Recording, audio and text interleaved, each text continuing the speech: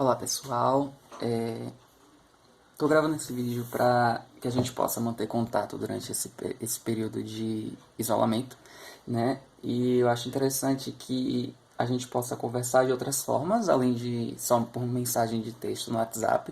Então eu decidi preparar algumas aulas por vídeo para vocês, para que a gente possa reforçar o que a gente já trabalhou em sala de aula nessa primeira unidade e também que a gente possa trabalhar com exemplos visuais para que fique mais fácil, para que vocês relembrem algumas coisas que a gente já conversou e que a gente possa também fixar melhor o que a gente já trabalhou em sala de aula, tá? Então, esse vídeo eu estou gravando para todas as minhas turmas do sexto ao nono ano, porque o primeiro assunto que eu quero discutir com vocês é necessário que todo mundo escute, né? E ao longo das semanas a gente vai trabalhando o assunto de cada uma das turmas individualmente, então eu vou gravar aulas separadas para cada um de vocês e voltando aos assuntos que a gente já conversou esse ano. Então eu vou tentar seguir ao máximo possível o horário original da escola, né? Então provavelmente ou na quarta ou na quinta as aulas serão do oitavo e do nono ano, e ou na quinta ou na sexta, o sexto e o sétimo ano, tá?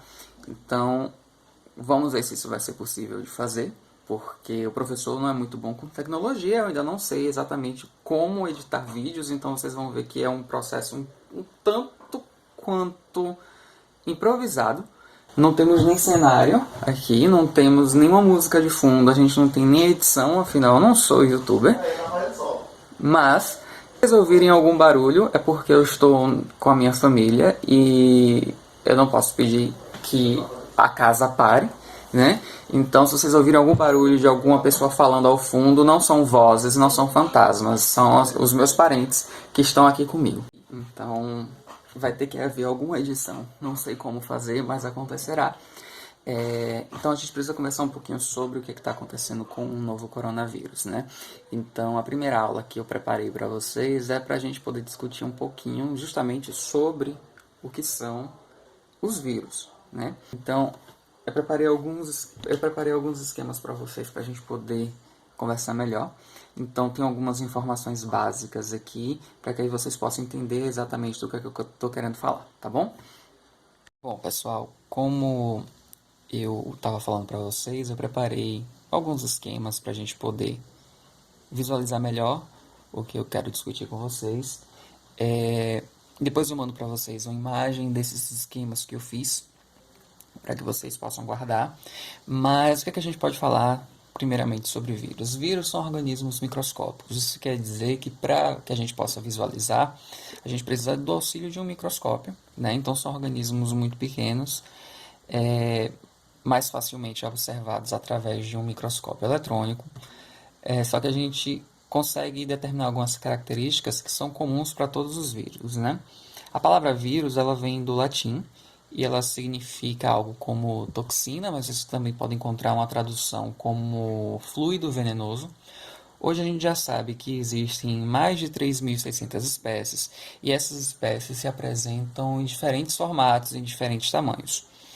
Esse exemplo por aqui seria a representação do que é a forma desse novo coronavírus. Vocês podem notar que ele apresenta um formato mais esférico, mas vocês conseguem colocar no Google Imagens e vocês vão ver que existe uma diferente variedade de formatos que os vírus apresentam. Além disso, esses diferentes tipos, eles causam vários tipos de doenças em nós seres humanos, como catapora, como gripe, como a própria dengue também. Então a gente pode considerar os vírus, de maneira geral, como partículas infecciosas. Na ciência, a gente costuma sempre falar, quando a gente está falando do ensino de ciências e biologia, que existe um grande debate sobre a definição do que é um vírus, né? Se a gente pode considerar um vírus um ser vivo ou não. Para quem já estudou características gerais dos seres vivos comigo, ou já estudou em algum momento a estrutura básica de uma célula, a gente pode falar que todos os seres vivos são compostos por células, né? Afinal, essa é a definição da teoria celular. Mas o vírus, ele não é formado por células. Então, a gente considera que no nosso planeta, os únicos organismos, né, as únicas formas de vida existentes que não apresentam células são os vírus. Então, a gente diz que os vírus são acelulares. E eles apresentam uma característica muito importante, é que todo vírus é um parasita intracelular obrigatório, ou seja, ele só consegue se reproduzir, se desenvolver dentro de uma célula hospedeira de um outro ser vivo. Porque ele não possui um metabolismo complexo. Isso quer dizer que ele não executa as mesmas funções biológicas que nós, seres vivos, compostos por células, conseguimos executar. Só que, ao mesmo tempo, eles também possuem material genético, ou DNA ou RNA. Algumas das turmas ainda vão estudar isso comigo esse ano, o que é DNA, o que é RNA. Mas eles possuem material genético, ou seja, eles são capazes de transmitir as informações genéticas deles através da reprodução. E, além de possuir material genético, eles também conseguem evoluir, ou seja, eles mudam ao longo do tempo, né, em relação ao ambiente em que eles estão inseridos. Então, existe um debate muito grande sobre a classificação dos vírus como seres vivos ou não. Quando a gente voltar às aulas, a gente vai abrir essa discussão em sala para que vocês possam dizer o que é que vocês acham disso. Para vocês, um vírus é um ser vivo ou ele é algo completamente à parte e que a gente ainda não consegue exatamente classificar, né? Basicamente, o vírus ele é composto por duas partes principais: o material genético e o capsídeo. O material genético ele está aqui dentro dessa partícula. Isso não é uma célula. Esse material genético está aqui internamente, e ele pode ser ou RNA ou DNA, que são assuntos que vocês ainda vão estudar com mais calma, com mais tempo e com mais detalhes. Mas o que eu quero que vocês saibam é que nesse material genético que estão as informações que vão ser passadas durante a reprodução do vírus. O capsídeo, ele envolve toda a partícula viral e ele tem a função de proteção dessa partícula. Né? Ele funciona como uma membrana, mas como isso aqui não é uma célula, a gente não pode dizer que o capsídeo é um tipo de membrana plasmática. São coisas completamente diferentes. Sobre o coronavírus, né, na verdade, ele é uma família de vírus, né? E de todos esses vírus semelhantes, com estrutura semelhante, né, apenas 7 causam algum tipo de doença em nós, seres humanos, né?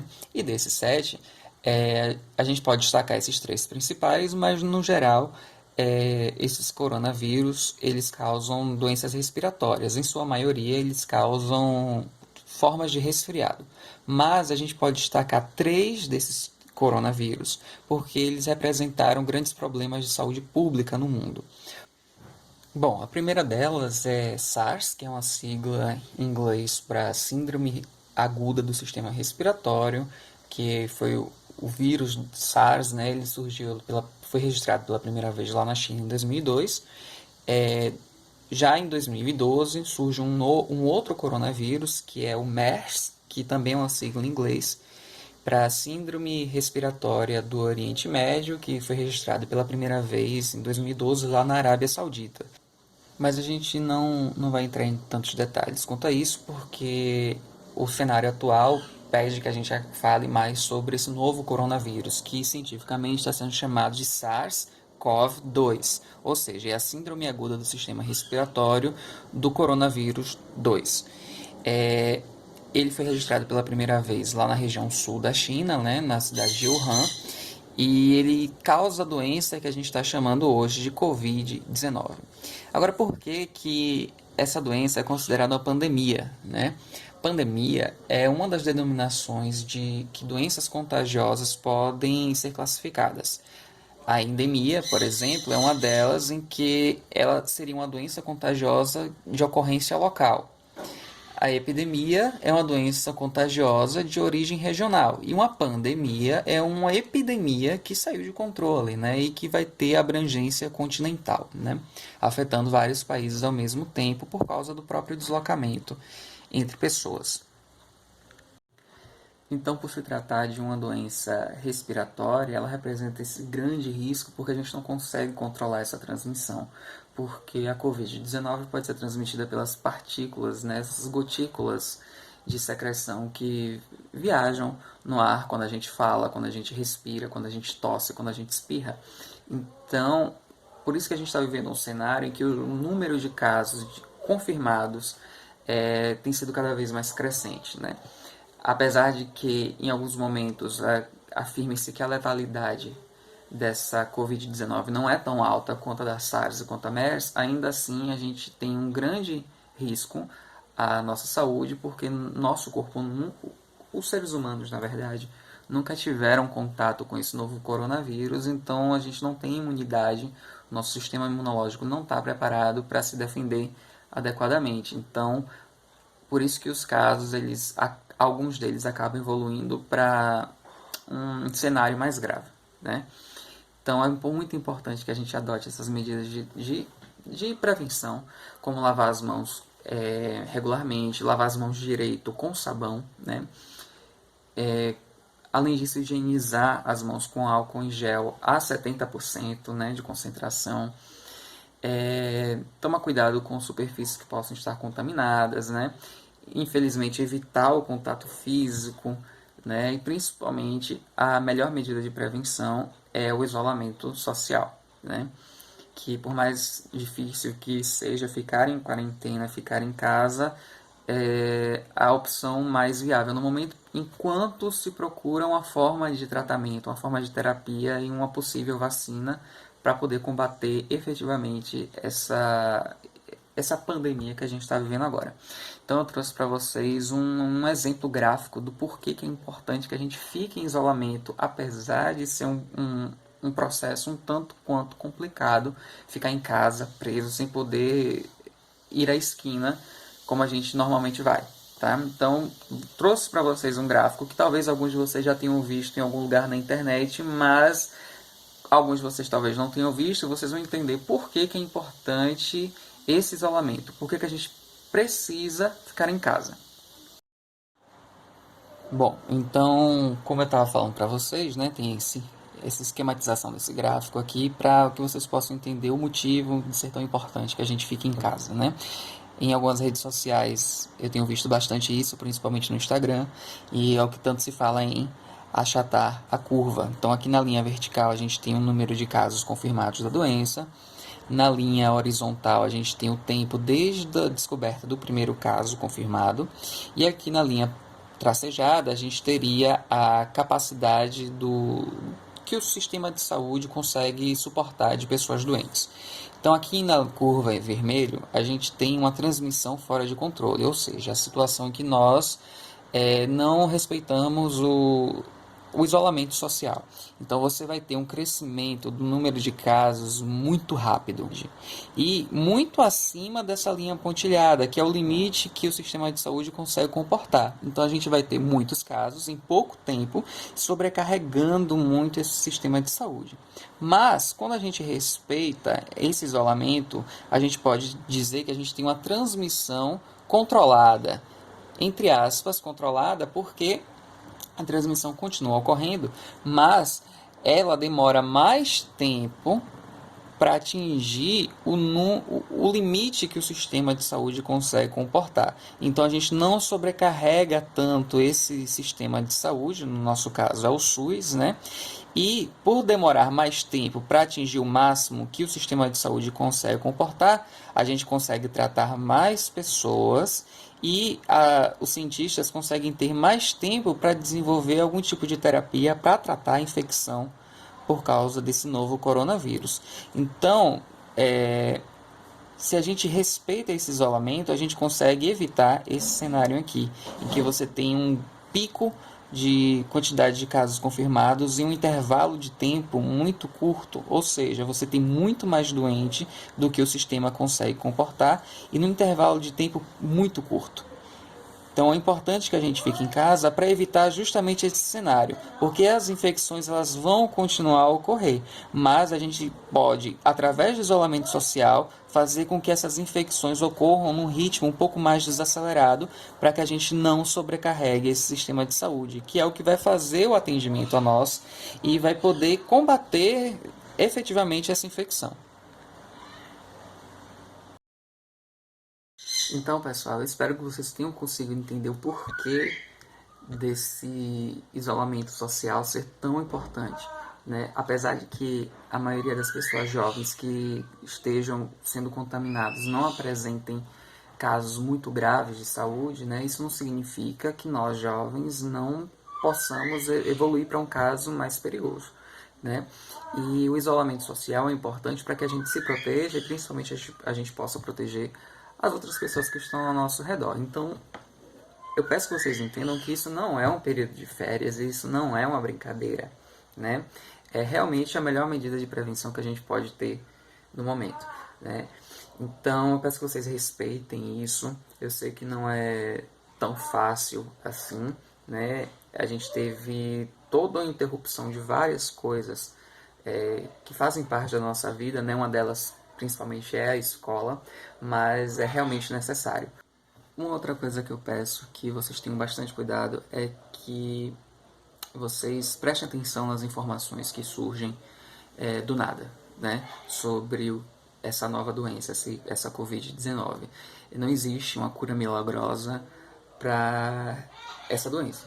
Né? Na verdade, não existe uma cura milagrosa para doença nenhuma. Né? Por se tratar de um novo vírus, nós estamos ainda em fase de experimentação e de principalmente pesquisa sobre o que pode ser feito. Então não acreditem nessas novidades mirabolantes que surgem no WhatsApp e que oferecem alternativas muito rápidas e muito simples para um problema tão sério.